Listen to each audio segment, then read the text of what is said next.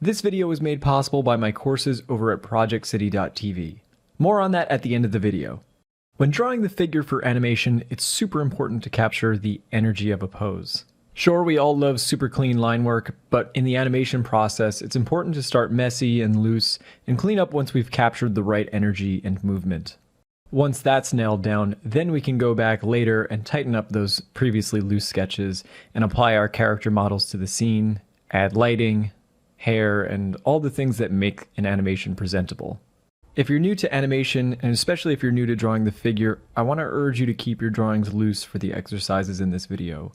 Our goal here is to familiarize ourselves with drawing people, which is an incredibly tough thing to do. So with that in mind, let's take a look at a few of the ways we can approach drawing the figure. There's no singular, correct method of drawing people. Each of these has its own benefits and drawbacks, and it's up to you to use them as you see fit. The looser methods of drawing the figure are really helpful for capturing energy and using that intuitive part of your brain, but they clearly aren't as good at providing structure and perspective. Drawing loose like this is incredibly important to animation, and you'd be surprised how many people tend to skip it or feel as though it's some invalid form of drawing. The more constructive approaches to drawing the figure are going to be extremely useful for giving our characters volume and fitting them in a 3D space.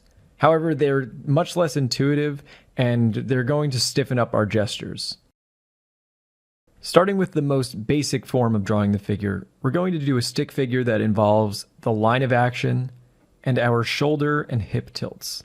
The line of action just being a line or two that summarizes the movement of a pose. The tilt of the hips and shoulders dictates so much of the character of a pose, and generally speaking, when I see a pose that's not dynamic, it's because a person hasn't captured those tilts. People tend to put their weight on one leg in a neutral pose, so you'll notice here, all that weight is shifted onto the right leg, which also pushes the hip up on that side. Now I'm starting to add in the masses of the rib cage and the pelvis in a skeletal form of drawing. It's really important to be able to track how these masses are moving in different poses, and I highly suggest drawing figures this way. We'll talk about it in more detail later, but you'll notice that the ribcage and pelvis are always going to move in opposition to each other. The counterbalancing of these two masses helps maintain the center of gravity and keep the figure upright. Using these concepts, let's try to draw a few figures. I'm going to use a hybrid of this skeletal model with a silhouette model of drawing where I'm kind of paying attention to the outer shapes. But even though I'm incorporating the silhouette, I'm not losing sight of that shoulder tilt and the hip tilt, as well as the forms of the ribcage and pelvis. Again, feel free to be loose here, maybe draw without lifting up your pen, or whatever you got to do to just get in the mindset of trying to capture the energy of a pose. Try to be aware of things like your proportions, the angles that the arms and legs are making, and anything else that's contributing to the dynamism of the pose. Just because a figure is standing still doesn't mean that there's not a lot happening in that pose. I referred to the volumes of the rib cage and pelvis moving in opposition to each other, and I want to take a closer look at that for a moment. Simplifying the rib cage and pelvis just into boxes, we can see that when the rib cage angles forward, the pelvis is tilted back to counterbalance that movement. When the ribcage is angled back, we get the opposite situation where the pelvis tilts forward, again to counterbalance that movement.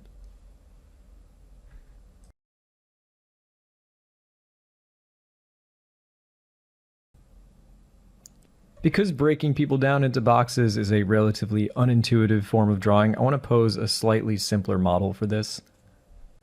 I like to imagine the trunk of the body as just a simple rectangle, with the top half being the ribcage, the bottom half being the abdomen and the pelvis.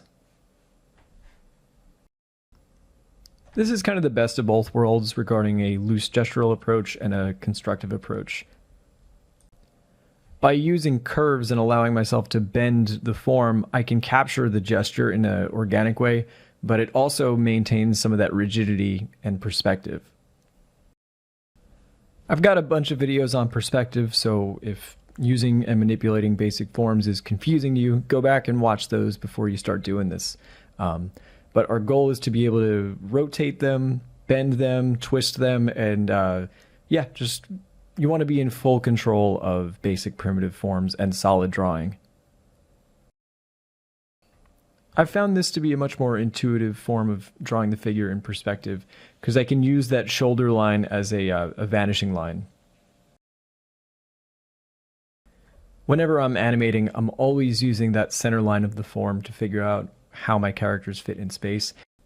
And even if I'm being super loose, gestural, and scribbly, I'll often throw a center line in there just to figure out how the volume is fitting in space.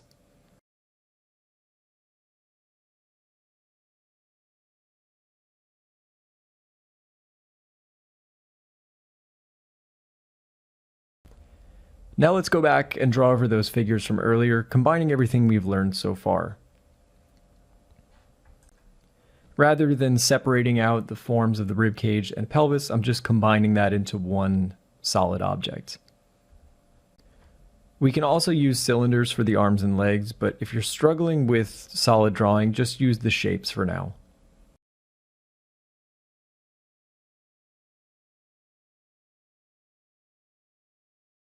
All right, let's give this a go on some more figures. We're going to just first look at the forms of the ribcage and pelvis, separate it out so we can see how those are rotated and tilted in space. And now let's draw this in a more intuitive fashion.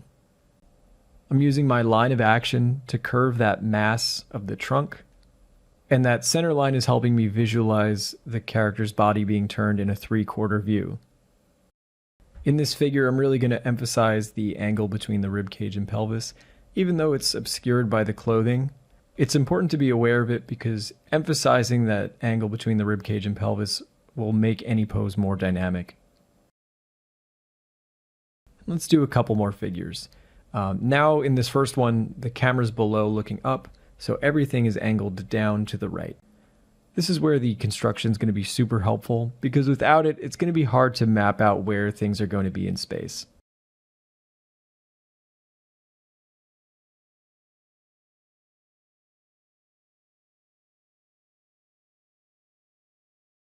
It's also very important to study other artists and see how they incorporate these elements into their drawings. I'll be doing a whole video on how the pose sells the personality of a character. This was from my figure class where we ended up talking about that. All these poses from these master artists just completely sells the personality of the character. Alright, that's about it for this video. In the next one, we're going to talk about proportions of a character and the range of motion. If you liked this video and you enjoy the way I teach, I'm way more thorough in my classes where I have 3 hours per session and get to spend a lot of time going through all these concepts, much slower than I did here. The figure drawing and animation basics classes are now over, but the recordings of those will be available forever, so if you want to pick those up, feel free to do that at the link below. I'll be doing a second part for the figure drawing class in October, and next year I'll probably do a repeat of each one of these classes, so if you'd like to join in live, just stay tuned for that. Thank you guys for watching, and I hope to see you next time. Take care, everyone.